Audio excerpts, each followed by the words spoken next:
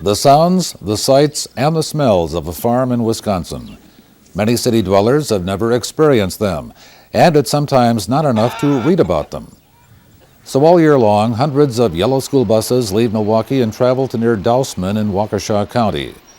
This is Oak Ridge Farm, owned by the Wisconsin Department of Natural Resources, leased as an agricultural classroom by the Milwaukee Public Schools for more than 30 years. It's not so much a petting zoo. I know there are some farms in the area that are very tidy and cute. We are not that way. We're definitely educational. It's hands-on for the children as much as can be, as much as is safe. On this cool but sunny March day, kindergarten students from Cooper and Thoreau schools came to Oak Ridge.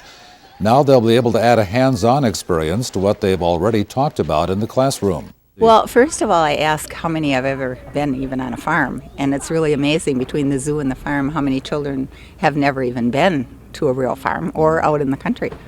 And so we talk about the difference between city and country and the people and what you find out here. I'm a teacher who believes in hands-on. And if I go on one field trip a month, that's what we do. Because I always feel that they can look at a book, they can look at a picture, but if you're there hands-on, they'll remember it. About 12,000 children a year get to experience farm life up close, with opportunities to touch many of the animals, to learn what they eat, and that much of what we eat comes from those animals. We talk about the textures that the animals wear, their body coverings, fur, feathers, mohair, wool, hair, you know, you name it, we've got it here, bristles for the pigs. So it's an adventure, and most of them remember it from year to year if they're fortunate enough to come back. Why is it important that this be a part of their education? Oh golly, city children don't know where their food comes from. They really, really don't. I don't think they have a clue what a farmer does, what's involved in meat, for instance, or even just the grain products. I really think they don't have a clue. And even if they've heard about it, it's not always processed. Most often the children are enthusiastic. Occasionally the kids will be fearful of things, but generally it's something like the cat or the dog, the animals that they might be familiar with in the city. The farm animals, they're generally, the animals are good with the children, and the kids are really not very shy about going right up to the big old cow and rubbing her nose, for instance. So it works out quite well, and the animals are all very mellow. The farm is a part of the Kettle Moraine State Forest, and a wagon ride shows the kids other things in and around the farm. We'll go through the fields, talk about what grows here, the fact that it's all for the animals to eat themselves. Go on past the forest along the tree line, talk about what animals live there, and then even just having the children look around and see if this looks anything at all like their neighborhood. And I always ask them, you know, we don't have any sidewalks out here, there aren't any street lights, it's very dark at night, and has anybody even seen a McDonald's anywhere around here, for heaven's sakes? We're rather distant from all kinds of things, and they usually appreciate that. The young visitors learn where their breakfast eggs come from, the inside story of why farms have silos, that their sweater comes from one animal, their ice cream from another. I'll come to you, and you guys can pet the chicken, okay? Only if you want to. You don't have to. But you can tell what her feathers feel like. Oh, yucky. Isn't she a cute little girl? It's okay, you can wash your pants. I will wash my pants. Touch her if you're going to, or move out of the way if you're not going to. She's a juicy girl today, isn't she? I want you to determine who felt softer, the bunny rabbit or the chicken that we just felt, okay? And look at that fur on the bunny rabbit compared to the feathers that were on the chicken. She's soft? Which one do you think is softer? This one. The bunny? A bunny. This is what the animals sleep on. Now I'm going to let you look at this. Straw is different from hay. Hay is what they eat, and straw is what they sleep on. And look what Farmer Tony did to this sheep right here. What did he do to her wool? Cut it to have Cut somebody it have a off. sweater. He shaved it or sheared it. And then they can turn it into sweaters and hats and mittens. Oak Ridge is a 200-acre working farm, one of fewer than a dozen in the country operated by a public school system. With its crops and sale of milk and animals, it's basically self-sufficient. Nominal fees from visitors pay the rest of the bills. Tony Weber is a full-time farmer employed by MPS. For nearly 20 years, he's been the only full-time employee at the combination farm and classroom. For one thing, a lot of kids in school, they're taught where their food comes from. Let's say, where's your milk come from? Well, 90% of the kids will say the grocery store or McDonald's. That's where they get their milk from, and that's why we try to milk a cow for the kids when they're here, and they are interested in the animals because animals are so big. You know, a little kid looking up at a big cow standing next to it, they're just amazed. And in the wintertime, our program is more. We'll actually have the kids go through the process of making something, like we have them churn cream into butter, and we have another where they actually grind corn up into cornmeal and make cornbread, and they want to learn, and it's something that's probably everybody eats, so it's interesting to them where their food comes from. And this is an experience of a lifetime for most kids. Some kids may never be on a farm again. Oak Ridge Farm has been a part of the Milwaukee Public School system since 1971. The farm dates to 1842. The cost for Milwaukee school groups is $20. Buses are extra.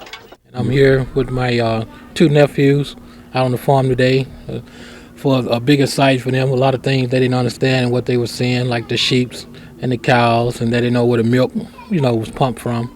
I think it was a real exciting thing to be out here with the kids today, to be on the farm, because, like I said again, a lot of kids don't know where, like chickens was and horses back in the day, like I know, when I was growing up. Yeah. And I think it was a beautiful thing to be out on the farm today with the kids. What did you like the best?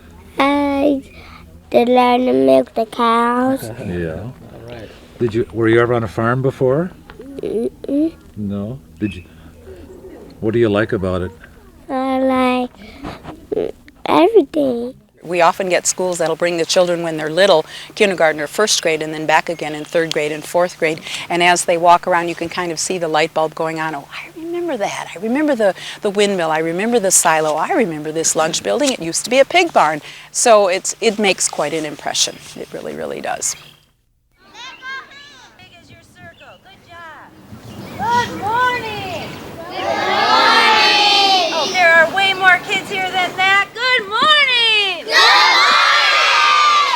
Welcome to Hawthorne Glen. Ann Duffy is also an employee of MPS, the head naturalist of Hawthorne Glen. It's Milwaukee Recreation's outdoor nature education center, hidden in an urban setting at 60th and State. Here, too, the yellow school buses arrive year-round. Programs vary depending on the time of the year. For students from nearby Sherman Elementary, this visit looked at signs of spring and what can be found in a Wisconsin woodland habitat. Food, very good. What else? Animals. Yeah. Do you live in a habitat? No. Are you an animal? No. You are an animal. You're a mammal. And mammals have habitats. What's your habitat? House. Your house. Then it was off on a hike through Hawthorne Glen Woods, where the teacher doesn't always determine the topic. Anything that catches the kids' interest, I'll stop and look at. Things growing, what the animals were doing. I will basically let the kids lead what they want to look at. But yeah, we looked at a lot of things growing today and what the animals were doing preparing for their babies. Why is that important for them? Most of these children don't have a chance to see this at home. And even though we're 5 minutes from their house, because we have the woods and the pond and try and preserve this area, they're not looking at an alley. It's just an opportunity. I get kids who come in and say that they've never seen so many trees. I like to share that with them. What about that crow on Ann's arm? As far as I know, he's been here at least since '85, possibly longer, because everybody says he's been here as long as I have. And like I said, imprint from human, can't live outside. Wondering if he's not setting a record for old age in captivity. Set in his ways, runs the place, but a very sweet bird. And kids hear him outside. Now they get to see what's making that noise. The area that is now Hawthorne Glen was a gravel pit in 1889. The city acquired the land in 1930. 15 years later, it became a part of MPS and a hands-on learning experience. Is the seed still inside? Yes. No. What happened to it? Hey. You think somebody ate it? No. Do you think it's somebody who lives in that hole ate it? Yes. Could be. Do you think it's a real big animal in that hole? No. Think it's a little one? Yes. Yeah. A caterpillar that makes a chrysalis makes a butterfly. A caterpillar that makes a cocoon makes a moth. Can you guys see all this orange stuff on the tree? Yes. You know what that is? No. These are really, really bad caterpillar eggs. They're called gypsy moths.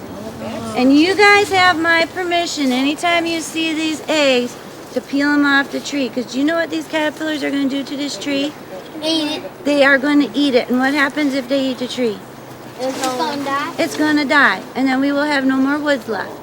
It's like mold. That was a very good They guess. look like this color of grass. This is something called lichen. Have you guys ever heard of lichen? No. It's one of the first kind of plants that can grow on something. And it's real important because you know what it does? It turns this back into dirt. What is coming out of those holes? Do you guys know what that is? After you eat something, if you were a woodpecker, you would eat these bugs, then what do you usually want? After you eat? Do you ever get thirsty when you eat? The sap in the tree is like soda for the woodpecker after he eats. We had the unique opportunity to see somebody's remains from their dinner. We determined it was rabbit fur based on its coloring and the fact that there was a little fluffy white tail left. We discussed what would eat a rabbit. We have 24 acres and we're shared by a number of predators. Red-tailed hawks, Cooper hawks, fox, coyote comes through here. And we also have a goshawk that migrates here in the winter from farther up north. The find allowed Anne to give the kids an idea about the role of a predator and its prey, and how animals blend in with their surroundings. I think it's a wonderful opportunity for our students in the Milwaukee Public Schools in particular. It's such an advantage for them on so many levels. A lot of times our students don't have the chance to come to a place like this. They don't really ever have a chance to get that hands-on. Even though it's right in our neighborhood, basically it's maybe 2 miles from our school, many of our students have never been here before. Either they don't know it's here or they just haven't had the opportunity to come. Vocabulary development is great, so when we get back to school we will develop the vocabulary. We'll work it into our writing samples all the way around. It's a terrific field trip for them, as well as the other ones that are available. Visitors to Hawthorne Glen also get to enjoy a museum housed in the Nature Center named after Martin Schreiber, a Milwaukee alderman for 32 years. All of our birds are non-releasable. Bart is an imprint, which means he learned how to be a human instead of a bird and can't survive with crows because they're very social birds. We have the mourning dove with the broken foot and a couple finches with broken legs. Animals that would have to be euthanized if such a facility did not exist for them to live their life in captivity, which allows us to show the kids. Kids usually don't get this close to animals. We do bring out the animals that we know will not hurt the children with no chance of carrying any diseases so that they can all get a chance to feel them, compare them. We did the frog and the toad and they were able to tell who lived in the water because they were wet and squishy. And these are just things that they normally don't see. A frog is an amphibian. Where do frogs live? In the water. Amphibians are animals who spend part of their life in the water. And there was another lesson about predator and camouflage. If you were a hawk and you saw a snake that looked like a poisonous rattlesnake, would you eat it? No! And that's how she protects herself, by pretending to look like something she's not. I learned a lot. I'm sure she learned a lot. I mean, it was very adventurous, warming. I mean, it's words I can't even express. I really enjoyed myself. I learned a lot. Do you think it's a good idea to get kids out of the classroom and to do this kind of thing? Oh yeah, I really do. Get them away from the city a little bit. Let them learn about the wilderness.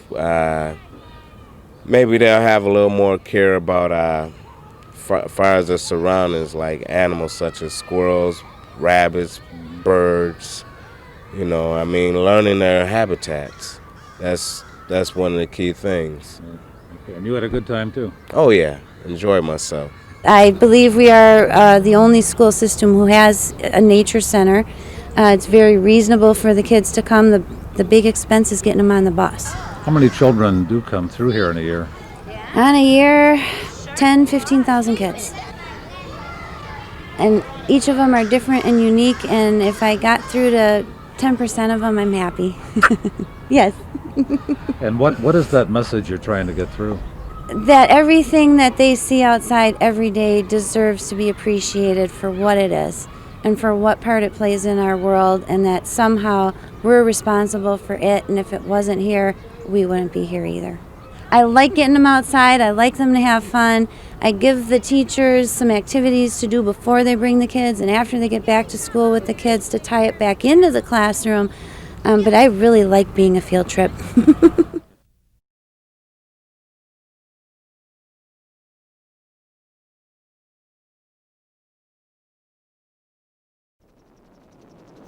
The Marquette Interchange was opened to traffic in December of 1968. After 35 years of service, state transportation officials say it's time to rebuild. And it's a condition thing. It has to do with many years of salt getting into the rebars and just the bridge is deteriorating. And added to that is we have problems with increasing traffic. We have twice the traffic. We're experiencing 300,000 vehicles a day, and it was designed for about 150,000 vehicles a day. And that adds into the crash rate. We have a large number of crashes. We're averaging almost 3 a day in the Marquette Interchange area. And that's way, way, way more than the state urban freeway average. The big change is we're moving all the exits and all the entrances to the right side. Right now we have exits and entrance both on the left and the right, and we're going to move everything to the right side, and that'll eliminate all this cross freeway movements. And that's going to eliminate a lot of congestion and a lot of accidents, and that's going to make the freeway a lot safer and a lot more efficient. The other big thing you'll notice is that the ramps in the core of the interchange will be 2 lanes with shoulders instead of 1 with no shoulders. The most noticeable work this year will not be in but around the interchange. These shafts at 10th and 11th Streets are one example of a preliminary project. And what we're doing there is we're relocating an MMSD facility underneath the freeway so that when we build the freeway, we can, it won't be in the way. It's in conflict with our freeway, and it's a major sewer line, and we're spending about $5 million to relocate the facility underground.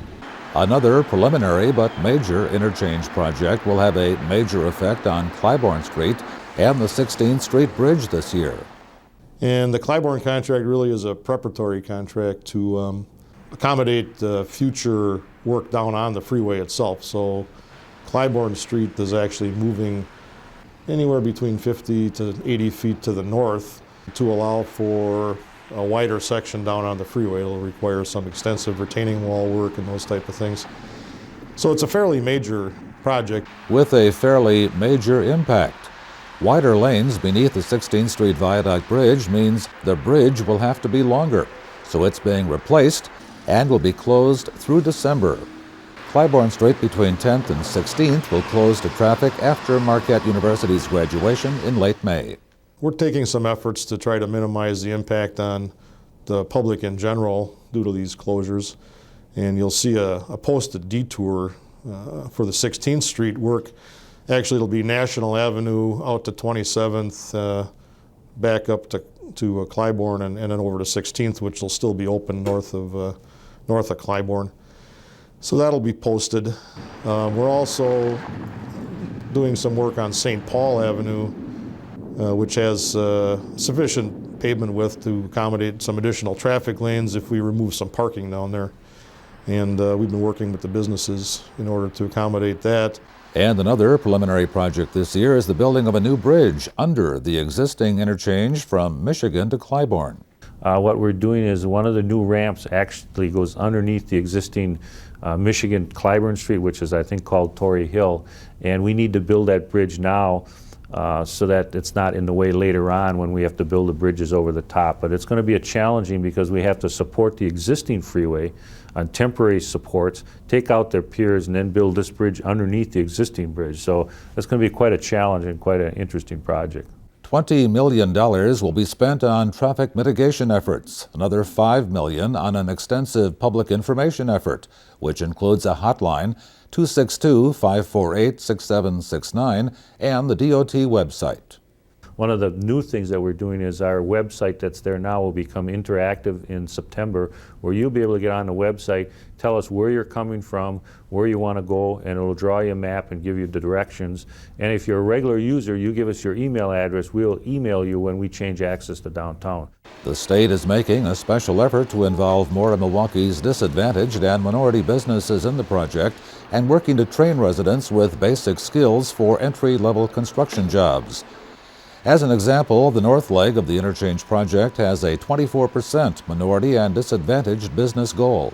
Well, if you're a DBE or a small business, we have a consultant that's working, D-Business, who's been charged to do business capacity, help firms access opportunities, do outreach, help them, bond, which is a barrier, help them get some access to some capital.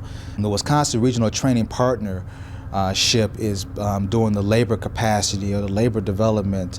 They're going to be running the trans program, and they're going to be working with community members and individuals to access employment opportunities on the Marquette. There was a landscaping project that was let a few weeks ago on the Clybourne, and a DBE is priming that contract, and they've committed to 78% DBE participation. So those are very high, very ambitious goals, but we feel that the capacity is out there for DBEs. And like I said before, uniqueness of creating small standalone projects, specialty areas, and mandatory sub work, our DBEs and small businesses can be very competitive. One of the other issues or items that's quite different on the Marquette Interchange project is that we're doing some architectural features on the bridges and the roadways to make them look better. We call it community sensitive design, and we're spending about $20 million to make the columns look different. They're not going to be the basic round ones, they're going to have different shapes. We're doing different things on the railings, be an iron railing instead of the cyclone fence, different lighting. So we're going to be doing some really special things. On the north leg, we're going to do some special things in the black community. We've hired 3 different black artists to do different things. So we're doing some really interesting things, architectural features on the interchange. Look for the Wells Street Bridge over I-43 to be closed next October after Clybourne reopens, as rebuilding of bridges north to Walnut begins. Major lane and ramp closures for the Marquette Interchange will start next spring and continue through 2008. The federal government is expected to pay more than half of the $800 million cost of rebuilding the interchange.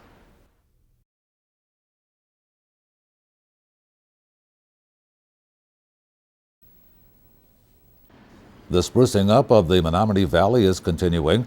Canal Street from 6th to 25th Streets will see a paving project from May to the end of the year.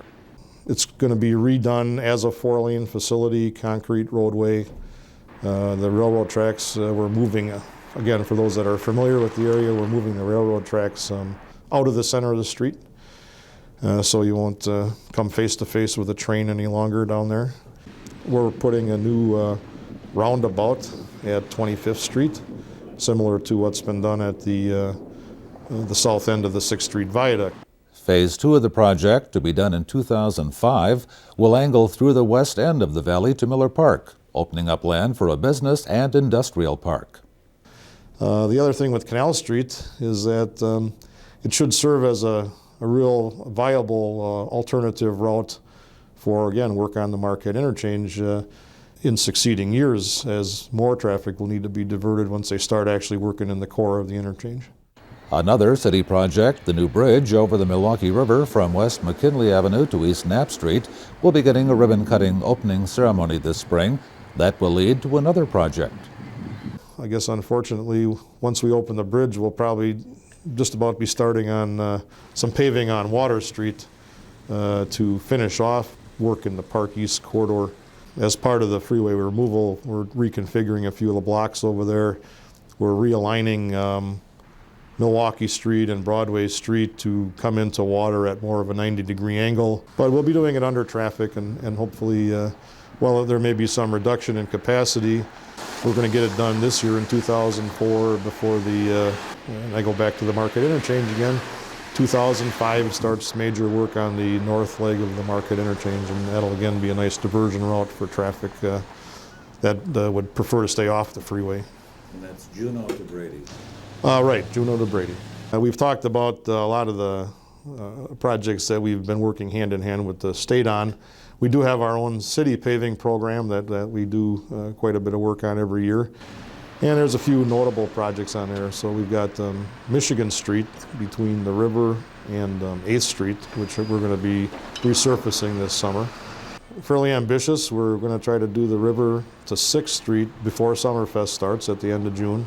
The portion between 6th and 8th we're phasing in at a later date, more toward the fall, because there's work done by the Metropolitan Milwaukee Sewage District and the Wisconsin Department of Transportation, again, related to preliminary work at the Marquette Interchange. A couple other ones we've got going. We're redoing the bridge on Farwell over the bike trail, which is just south of North Avenue on the east side. Bridge work's always challenging, but we are going to keep one lane of traffic open at all times there. Another one that everybody will be interested in is Blue Mound Road between Story Parkway, which is about 45th Street, and 66th. We're going to be reconstructing that street starting in June. If you've looked out there lately, you'll see some sewer work going on. That's preliminary work to the paving. Again, that'll be done under traffic June to October. Two other projects that are a little bit further removed from what we'd say the central part of the city are Forest Home between 27th and 31st, which is on the near south side. That includes a bridge over the rail yards down there. And that project's fairly long. It'll be April 1st to, again, late fall, just because of the bridge work, which usually takes longer than paving. And I anticipate that to be done under traffic. And then one on the north side, we don't like to leave anybody out. Center Street from 76th to 92nd. Again, another fairly major street, carries a lot of traffic, pretty bad shape, so we're going to fix it up. That's, again, June till October, and that'll be done under traffic also. Back downtown, the kind of streetscape enhancements we saw last year along Wisconsin Avenue west of the river will move east this year. You'll notice new sidewalks, planters, and streetlights east of the river to Milwaukee Street in 2004. We realize that there's some inconvenience when we do these projects, but the end result will be a nice new street that'll last for many years. So patience, patience, and more patience.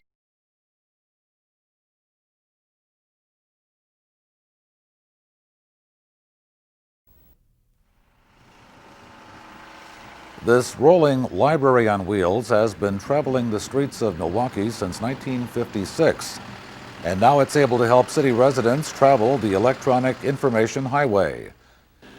On the roof of the custom-built former yellow school bus, you'll find a satellite dish. That allows access to the library's online catalog, databases, and free internet access. The driver doubles as a checkout person, joining the librarian on board at a small desk between the front seats and the shelves of books. Youngsters often head for the 3 laptop computers, which can provide games as well as learning, but they've also been a benefit to the staff. One of the things that's really helped with having internet access on a staff note is we can place holds live right there. We also can check in and out live, which means we can tell a patron they have a couple of books on hold, it's a blocky, or are you aware you had a few overdue books? That was something we could never do before. We also can register people for library cards. The Bookmobile operates 3 days a week with stops in 30 locations across the city on a 3-week cycle. The mobile library's collection of books, DVDs, videos, and other materials makes it comparable to a small town or city branch library. The Bookmobile here houses about 2,000 items, although our full collection has closer to, I think it was 96,000 items that we have in-house that are actually stored at the downtown library. And all of those items are used, of course, on the Bookmobile, but also our other mobile library and outreach services.